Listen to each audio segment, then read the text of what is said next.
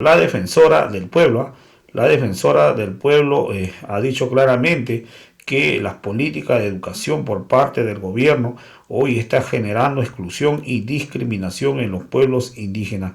La defensora del pueblo Nadia Cruz se refirió a este tema de educación en el país, señalando que en Bolivia es un país sin derechos donde las autoridades solo ocupan cargos pero que no gobiernan. Los políticos, falta política de educación y que en realidad pueda generar antes de exclusión, pueda generarse una inclusión de todos los pueblos indígenas.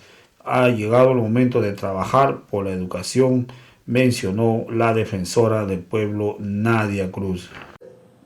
En cuanto a la educación, yo reitero, en un Estado sin derecho, en un Estado que simplemente las autoridades ocupan cargos, pero al final no gobiernan, no les interesa regular, no les interesa fiscalizar, nos vemos ante una situación de políticas de educación que están generando exclusión y discriminación a la población estudiantil más empobrecida, a la población estudiantil, por ejemplo, de las hermanas y hermanos del pueblo Yuki, a la población que no cuenta con recursos. En ese momento, este gobierno lo que ha generado ya unos verificativos a nivel nacional.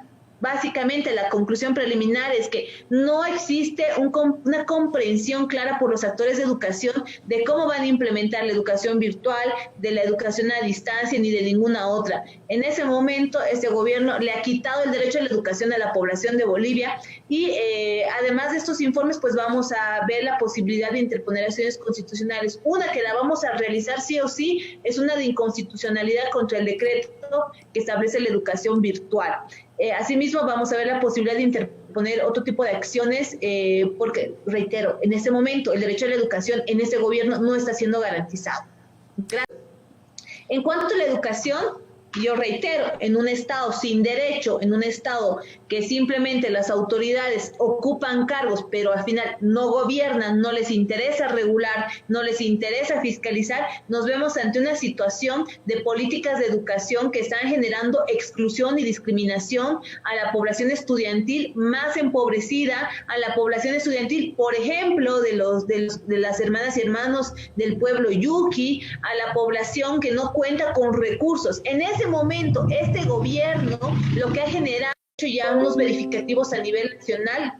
Básicamente la conclusión preliminar es que no existe una comprensión clara por los actores de educación de cómo van a implementar la educación virtual, de la educación a distancia, ni de ninguna otra. En ese momento, este gobierno le ha quitado el derecho a la educación a la población de Bolivia y además de estos informes, pues vamos a ver la posibilidad de interponer acciones constitucionales. Una que la vamos a realizar sí o sí es una de inconstitucionalidad contra el decreto que establece la educación virtual.